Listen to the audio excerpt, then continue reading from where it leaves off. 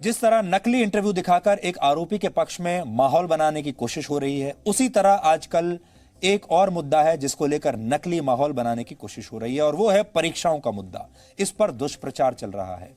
NEET और JEE के exams को रद्द कराने की मांग अब बहुत सारे छात्र कर रहे हैं, यह आपने सुना होगा।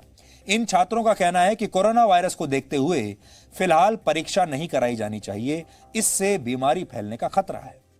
नीट जेईई एग्जाम देश भर के इंजीनियरिंग और मेडिकल कॉलेजों में एडमिशन के लिए कराए जाते हैं। इन परीक्षाओं में 28 लाख से ज्यादा छात्र शामिल होते हैं। ये सभी आने वाले चुनावों में शायद पहली बार वोट डालने भी जाएंगे।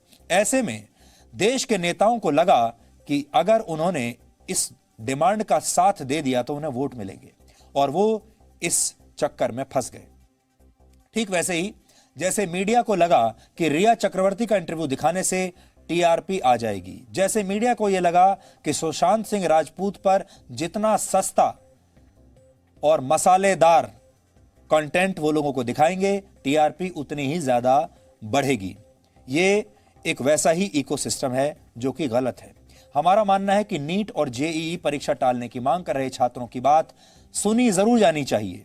सुप्रीम कोर्ट से लेकर प्रधानमंत्री तक छात्रों की शिकायत पहले ही पहुंच चुकी है। केंद्र सरकार ने यह भरोसा दिलाया है कि सोशल डिस्टेंसिंग के नियमों का पूरी तरह पालन कराया जाएगा ताकि छात्रों की सुरक्षा को कोई खतरा न रहे। सुप्रीम कोर्ट भी परीक्षा पर रोक लगाने से इनकार कर चुका है। कोर्ट ने साफ कहा था कि छात्रों का एक साल बर्बाद नहीं किया जा सकता। एक दिन पहले ही 150 से ज्यादा शिक्षाविदों और अध्यापकों ने प्रधानमंत्री मोदी को चिट्ठी भी लिखी है, जिसमें अपील की गई कि इम्तिहान रद्द कराना गलत होगा। इसके बावजूद कांग्रेस और विपक्षी दलों की सरकार वाले राज्य नीट और जेईई की परीक्षा का विरोध कर रहे हैं। अब आप सोचिए, मुख्यमंत्रियों का इसमें इतना इंटरेस्ट क्या आ गया। देश की 6 राज्य सरकारों ने आज सुप्रीम कोर्ट में पुनर्विचार याचिका दाखिल की है, और ये राज्य कौन से हैं सुन लीजिए आप। पश्चिम बंगाल, झारखंड, राजस्थान, छत्तीसगढ़, पंजाब और महाराष्ट्र। दिल्ली सरकार भी परीक्षा कराने का विरोध कर रही है, हालांकि वो सुप्रीम कोर्ट नहीं गई है। सोशल मीडिया पर परीक्षा के विरोध में अभियान चलाया जा रहा है, बहुत बड़ा अभियान चल रहा है, क्योंकि हर रोज ट्रेंड होता है। ऐसा माहौल बनाया जा रहा है जैसे सारे छात्र एग्जाम नहीं देना चाहते। लेकिन आज हम आपसे ये जानना चाहते हैं कि क्या देश के सारे छात्र ये चाहते हैं कि उनका एक साल बर्बाद हो जाए? अब एक साल तक वो किसी कॉलेज में एडमिशन नहीं करना चाहते, वो तैयार हैं इस बात के लिए कि उनके जीवन से एक साल कट जाए। इसका मतलब यह भी होगा कि उनके रोजगार पर भी आने वाले समय में फर्क पड़ेगा, और रोजगार भी अब एक साल के बाद ही मिलेगा। हमने सोशल मीडिया पर चल रहे कैंपेन की तह में जाकर आज सच जानने का फैसला किया। सच क्या है? तो जो तथ्य आज हमारे हाथ लगे हैं वो आपको हैरान कर देंगे। इसमें कोई शक नहीं कि कई छात्र वाकई नहीं चाहते हैं कि परीक्षा हो। कई छात्रों की वाकई जो समस्या है वो सही हो सकती है, लेकिन बड़ी संख्या में छात्र ऐसे भी हैं जो सारे हंगामे से दूर अपनी पढ़ाई में जुटे हैं, जो चाहते हैं कि उनका एक वर्ष बर्बाद ना हो। उनके पास फेसबुक और ट्विटर के लिए समय है ही नहीं। एग्जाम कैंसिल कराने के लिए कई नकली ट्विटर और फेसबुक अकाउंट्स बनाए गए हैं और उनसे पुरानी तस्वीरें शेयर की जा रही हैं। आज हमने पाया कि नीट और जेईई परीक्षा को कैंसिल कराने के लिए कैसे फेक न्यूज का सहारा लिया जा रहा है। सबसे पहले इस तस्वीर को देखिए। ये एक लड़की की कलाई की तस्वीर है जिसे उस लड़की ने ब्लेड से काट लिया है। जांच में पता चला कि यह तस्वीर 2016 में पहली बार इंटरनेट पर अपलोड की गई थी। अब इसे कई फेक अकाउंट से यह कहते हुए ट्वीट किया गया है कि नीट और जेईई एग्जाम के कारण मेरी दोस्त ने आत्महत्या करने की कोशिश की है, और इसे यह कहकर प्रचारित किया जा रहा है कि किसी छात्रा ने अपनी कलाई को ब्लेड से काटने की कोशिश की है इस परीक्षा के विरोध में। इन सारे ट्वीट्स की भाषा एक ही है। ऐसा लगता है जैसे किसी एक ने ही इस भाषा को लिखा है। इनमें एक शब्द का भी कोई हेरफेर नहीं है। इसका मतलब यह है कि किसी ने इस ट्वीट को लिखा, इस भाषा को लिखा और सबको सर्कुलेट कर दिया और सबको कहा कि इसे ट्वीट कर दीजिए या फेसबुक पर शेयर कर दीजिए। एक लड़की का यह ट्वीट सोशल मीडिया पर खूब शेयर किया जा रहा है। इसमें वो बता रही है कि मेरे पिता कोविड पॉजिटिव हैं।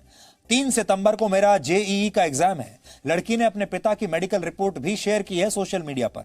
फोटो पर जूम करके अगर आप देखेंगे तो पता चलेगा कि यह लाहौर के एक अस्पताल की रिपोर्ट है, जिसे यह कहा जा रहा है कि भारत के किसी छात्रा की पिता की रिपोर्ट है और वो पिता कोविड पॉजिटिव है, लेकिन ये लाहौर की तस्वीर है। अब नीट के विरोध में छात्र छात्राओं के माता पिता का प्रदर्शन बताकर शेयर की जा रही इस तस्वीर को देखिए। इसमें कई लोग हाथों में तख्तियां लेकर खड़े हैं। जब जांच की तो पता चला यह प्रदर्शन वर्ष 2018 का है, यानी 2 साल पुराना, और अभी आजकल ऐसा कोई प्रदर्शन हुआ ही नहीं है। इसी तरह अब बाढ़ की ये तस्वीरें देखिए। सोशल मीडिया पर ऐसी ढेरों तस्वीरें शेयर की जा रही हैं। कहा जा रहा है कि बाढ़ से पूरा इलाका डूबा हुआ है, ऐसे में छात्र परीक्षा देने कैसे जाएंगे। इन तस्वीरों की जांच करने पर पता चला कि ये ज्यादातर तस्वीरें पुरानी हैं। इन्हें शेयर करने वाले फेसबुक और ट्विटर अकाउंट्स भी फेक अकाउंट्स हैं। अब आप खुद समझ सकते हैं, सोच सकते हैं कि यह मामला सिर्फ छात्रों के भविष्य का नहीं है। छात्रों की आड़ में इस देश में राजनीति हो रही है, क्योंकि ऐसी तस्वीरें शेयर करने वाले कई अकाउंट राजनीतिक दलों के आईटी सेल से भी जुड़े हुए अकाउंट्स हैं। सुशांत सिंह राजपूत का मामला हो या छात्रों के इम्तिहान का, 1 महीने के अंदर हमने ये देखा कि कैसे किसी मुद्दे को लेकर नकली माहौल तैयार करने की कोशिश होती है। दर्शक के तौर पर घर बैठे बैठे आपको भी कैसे ये लगने लगता है कि वाकई में यही हो रहा है, लेकिन सच कुछ और होता है। बचपन से ही हमारे संस्कारों में ये बात डाल दी जाती है, हमें बताया जाता है झूठ बोलना पाप है। आप ये सुनते हुए बड़े हुए हैं। झूठ बोलने वालों को कोई पसंद नहीं करता, लेकिन अब हमारे सामने झूठ का एक नया और हाईटेक अवतार प्रस्तुत किया जा रहा है। इसे आज बिल्कुल नए तरीके से आपके सामने पेश किया जा रहा है। यह झूठ का हाईटेक अवतार है। नए जमाने के झूठ बोलने वाले अब मीडिया और सोशल मीडिया का इस्तेमाल अच्छी तरह से सीख चुके हैं। ऐसा करने वाले राजनेता भी हैं और अभिनेता भी हैं, कई बार पत्रकार भी होते हैं। ये वर्ष 2020 की चुनौतियां हैं, आज की चुनौतियां हैं, जिन्हें समझना हमारे लिए बहुत जरूरी है, वरना गुमराह करने वाले बिल्कुल तैयार बैठे हैं। मान लीजिए, अब दूसरी कल्पना कीजिए कि सरकार ने यह कह दिया होता कि कोरोना वायरस के कारण वो इस साल के लिए नीट और जेईई की परीक्षाएं कैंसिल कर रही है, तब क्या होता? ऐसा ही विरोध तब भी हो रहा होता। तब ये सारे लोग पलटकर कुछ और कह रहे होते। तब ये लोग ये कह रहे होते कि सरकार ने ये जो एग्जाम कैंसिल किए हैं, ये छात्रों के भविष्य से खिलवाड़ कर रहे हैं और छात्रों का 1 साल बर्बाद हो जाएगा। और तब ये छात्रों को भड़काते, उनके मां बाप को भड़काते और उल्टा प्रदर्शन हो रहा होता। विरोध का मुद्दा अलग हो जाता।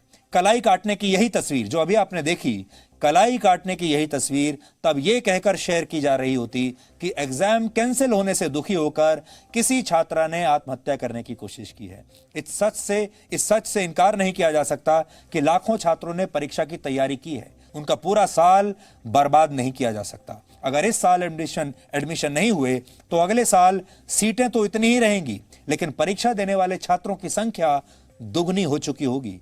अब आप सोच कर देखिए, अगले साल एलिजिबल होंगे वो छात्र भी परीक्षा देंगे और जो इस साल एलिजिबल हैं वो भी परीक्षा देंगे। इसका नुकसान किसे होगा?